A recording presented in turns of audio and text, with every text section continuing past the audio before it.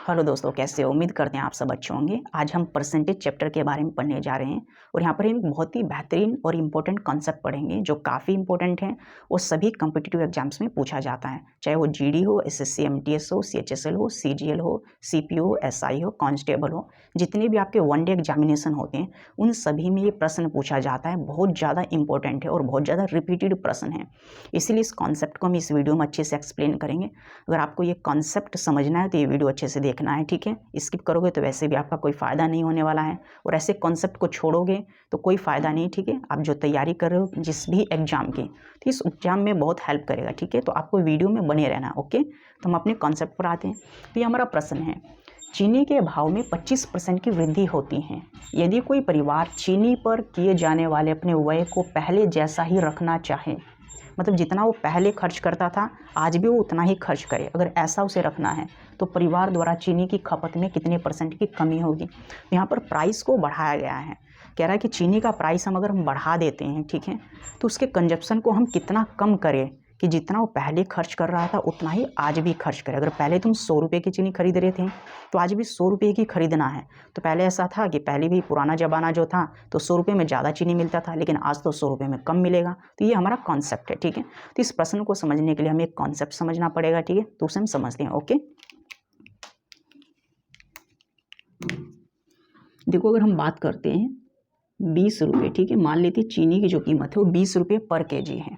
हम मान लेते हम बाजार में गए, ठीक है, तो वहाँ पर हमने पूछा भाई चीनी क्या है, तो 20 रुपये पर केजी चीनी की कीमत है, ठीक है। किसी भी वस्तु की कीमत मान लेते हैं 20 रुपये, तो चीनी बहुत सस्ता हो जाएगा, ठीक है।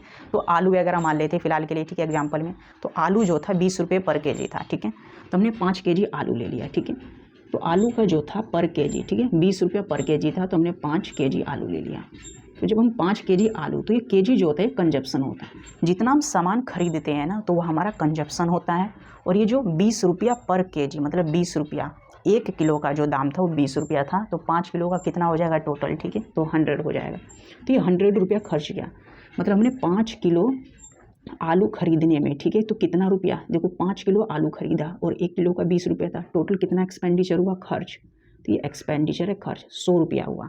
तो इस प्रश्न में कहा गया है चीनी के भाव में 25% की वृद्धि होती है और कोई परिवार चीनी के भाव में, ठीक है, कोई परिवार जो है चीनी के भाव पर किए जाने वाले अपने व्यय को पहले जैसा ही रखना चाहे। तो मान लिया हमने यहाँ पर 100 रुपया खर्च किया, ठीक है, मान लेते पुराने ज़माने का हिसाब किताब है। हमने 5 किलो आलू खरीदे 20 रुपये के हिसाब से, टोटल 100 रुपया हुआ। तो ये कंजप्शन है और ये प्राइस है, ठीक है। तो प्राइस, ठीक है, इसे हम पी लिख देते हैं और भी अच्छा रहेगा यहाँ पर, ठीक है, समझने में। तो देखो ये प्राइस है और ये कंजप्शन है, इन दोनों की हमने मल्टीप्लाई की तो एक्सपेंडिचर आया हुआ। और हम प्राइस को बढ़ा देते हैं, अब हम प्राइस को बढ़ा रहे हैं, ठीक है, आलू के हिसाब से हम कैलकुलेट कर रहे हैं, ठीक है, क्योंकि चीनी के हिसाब से तो बहुत कम पड़ जाएगा, ठीक है। तो यहाँ पर अगर हम प्राइस को हमने 25 कर दिया, देखो तो पहले प्राइस कितना था 20 था, अब हमने प्राइस को इंक्रीज करके 25 कर दिया।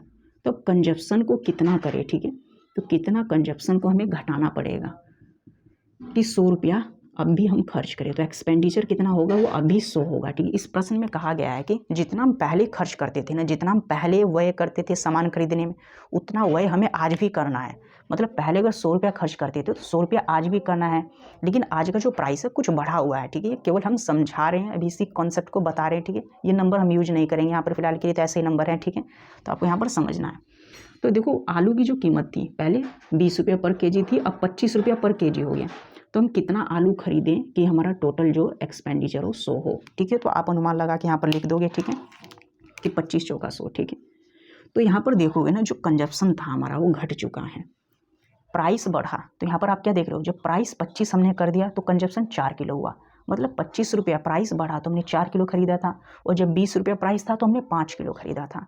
मतलब प्राइस बढ़ने से क्या हो रहा, कंजप्शन घट रहा है, ठीक है।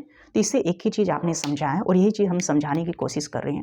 जब महंगाई होती है ना तो कोई भी वस्तु जब हम खरीदते हैं, मान लीजिए महंगाई हो रही है तो वस्तु को हम क्या करेंगे, कम खरीदेंगे। जब मार्केट में रेट बढ़ता है किसी भी चीज़ का तो हम उसे कम खरीदेंगे, और जब चीज़ें सस्ती होती है तो हम ज़्यादा मात्रा में खरीदते हैं। तो मान लेते आलू जो है वो 50 रुपये के 5 किलो मिल रहे हैं, ठीक है। तो आलू पहले मिलते थे 50 रुपये के 5 किलो, लेकिन आज अगर जाओगे मार्केट में तो आलू जो है 80 रुपये के 5 किलो है। तो तुम्हारी मम्मी जो पैसा दे के भेजी वो तो 50 रुपये भेजेगी, ठीक है।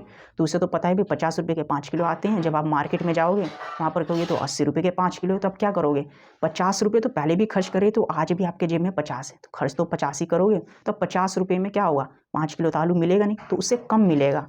मतलब प्राइस बढ़ने से हम क्वांटिटी कम लेते हैं। प्राइस बढ़ेगा तो सामान कम खरीदेंगे, कम मात्रा में खरीदेंगे, और प्राइस घटेगा तो सामान ज़्यादा मात्रा में खरीदेंगे। मतलब प्राइस और कंजप्शन जो है इन्वर्सली प्रोपोर्शनल है। प्राइस बढ़ेगा तो सामान कम खरीदेंगे, प्राइस घटेगा तो सामान ज़्यादा खरीदेंगे। इस प्रश्न का यही कॉन्सेप्ट है। प्राइस बढ़ेगा तो कंजप्शन घटेगा, लेकिन एक्सपेंडिचर जितना तुम खर्च करे उस पर कोई प्रभाव नहीं पड़ेगा, ठीक है।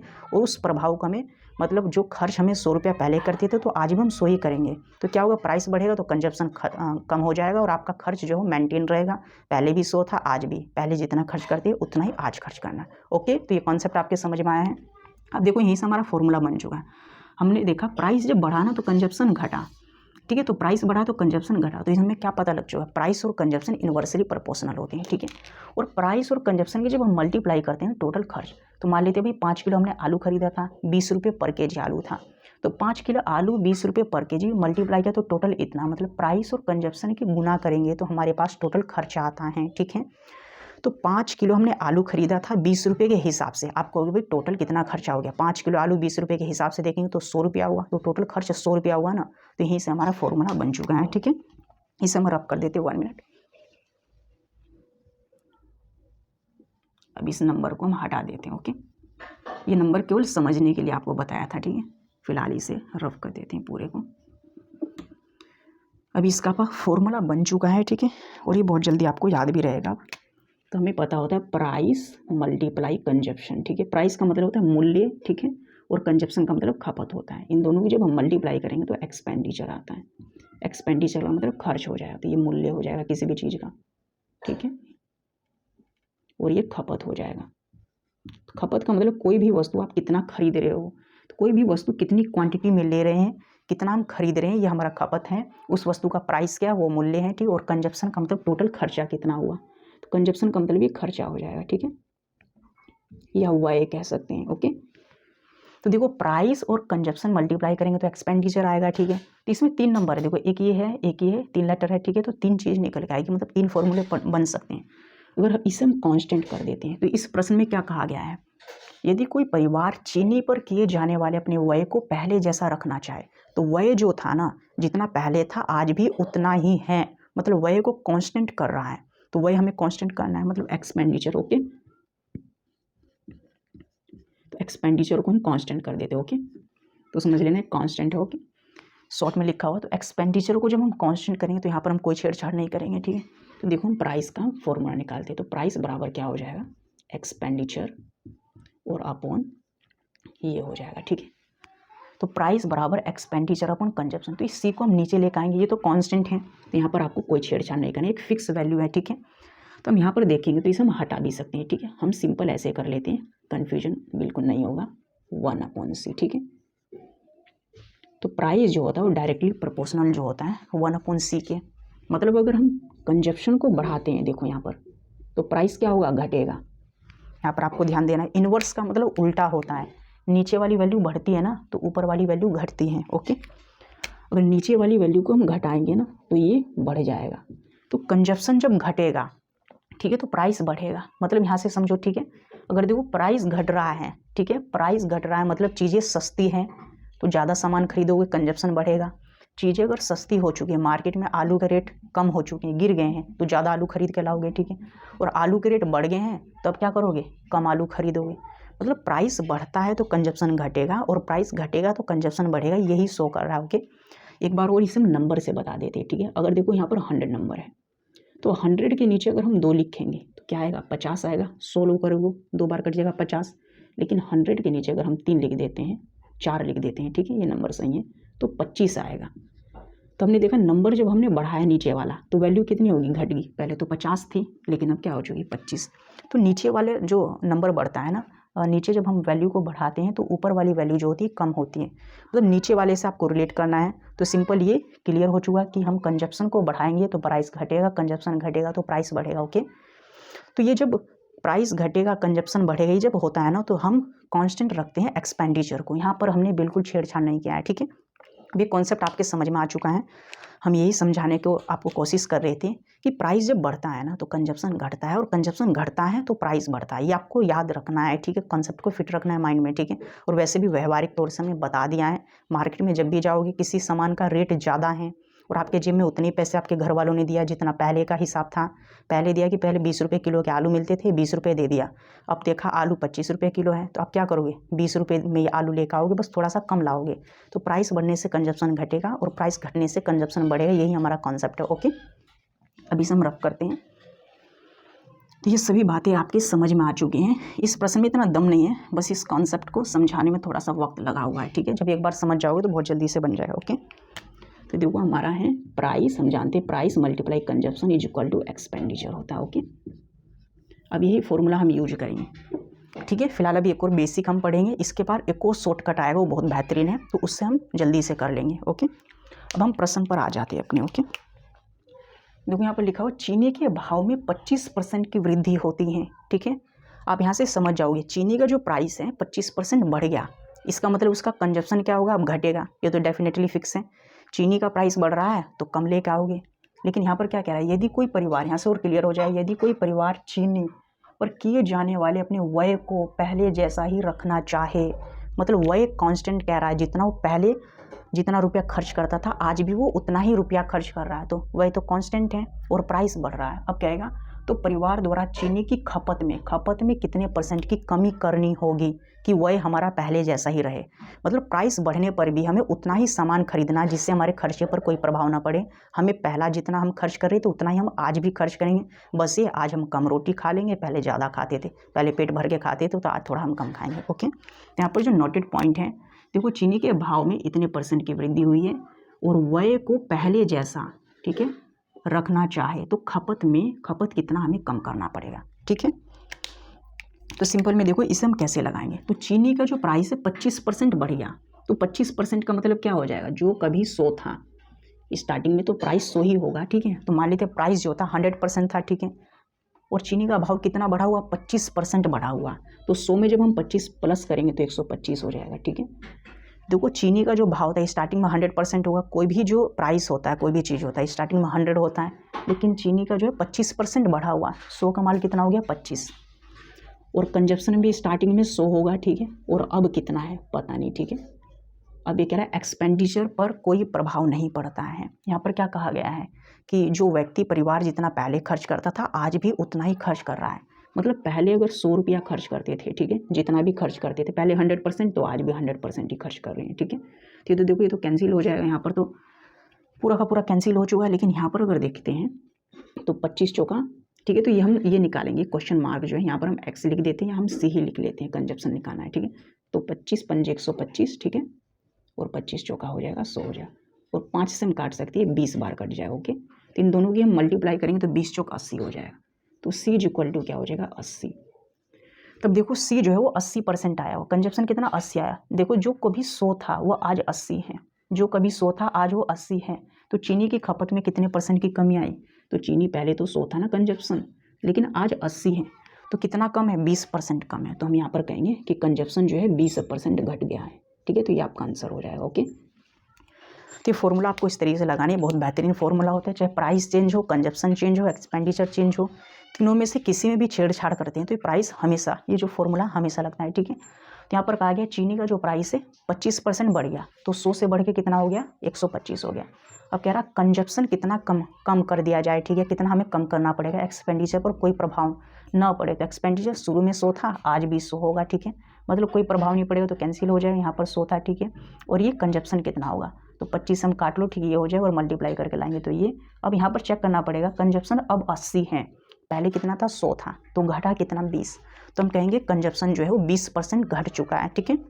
लेकिन आपको ऐसे नहीं बनाना है, इसका इससे भी एक और बेहतरीन तरीका हम उससे करेंगे। ओके, अभी हमने जो बताया था ना प्राइस बढ़ेगा तो कंजप्शन घटेगा और कंजप्शन बढ़ेगा तो प्राइस घटेगा, तो हम उससे कर लेते हैं, बहुत जल्दी हो जाएगा। रेशो मेथड है इसका एक, ठीक है, ये आपका फर्स्ट मेथड है और ये सेकंड, ये बहुत इंपॉर्टेंट प्रश्न है। ओके, देखो क्या कहा गया, चीनी के प्राइस में, ठीक है, चीनी के भाव में 25% की वृद्धि होती है, तो प्राइस जो है वो कितना इंक्रीज हो रहा है 25%, 25% का मतलब होता है 25/100, ठीक है। और 25 से डिवाइड करेंगे तो 1/4 हो जाएगा। तो 25% का मतलब 25/100, ये 1/4 हो जाता है। तो प्राइस क्या इंक्रीज कर रहा है। तो चीनी का प्राइस पहले कितना था 4, ठीक है। देखो 25% को हमने 25/100 लिखा, तो 25 में 25 चौका 100, 1/4 हो चुका है, ठीक है। तो चीनी का जो पहले प्राइस था ना वो 4 था, तो कितना था 4 था, और अब कितना हो गया, बढ़ गया। तो 4 में 1 जोड़ोगे ये वाला, ठीक है, तो अब कितना हो जाएगा 5। तो ये जो प्राइस है ये हमारा प्राइस आया हुआ है, ठीक है। आपको देखना चीनी का प्राइस पहले 4 था, अब 5 हो गया। तो 1/4 का मतलब होता है 25%, ठीक है। तो 25% का जो फ्रैक्शन होता है वो 1/4 होता है। वो कैसे हमने निकाला है, ऐसे ही निकाला जाता है, ठीक है, आपको पता है। जो नीचे वाला था ना, तो ये 4, तो पहले चीनी का जो प्राइस 4 था और अब कितना, ये 1 प्लस कर देंगे तो अब 5 हो जाएगा। तो चीनी का प्राइस जो है 25% बढ़ चुका है। तो 4 में 1 जोड़ेंगे तो 5 हो जाएगा, और ये 25% बढ़ा हुआ है। तब हमें पता है जब प्राइस बढ़ता है ना तो कंजप्शन घटता है।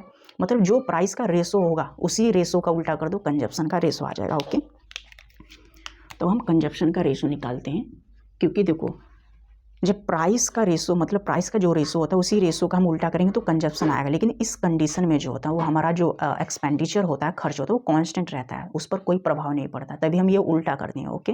तो अब आपको देखना है इसे, इसकी टांग इधर खींच दो और इसकी टांग इधर खींच दो, ये 5 हो जाएगा और ये 4 हो जाएगा, ठीक है। तो देखो हमारा प्राइस कितना है, 4 से 5 हो चुका है, और कंजप्शन कितना हो गया, 5 से 4, ठीक है। तो देखो प्राइस कितना, 1 बढ़ा हुआ, प्राइस यहाँ पर बढ़ा हुआ है। तो प्राइस जब बढ़ा हुआ तो कंजप्शन क्या घट गया, देखो घट गया कि नहीं।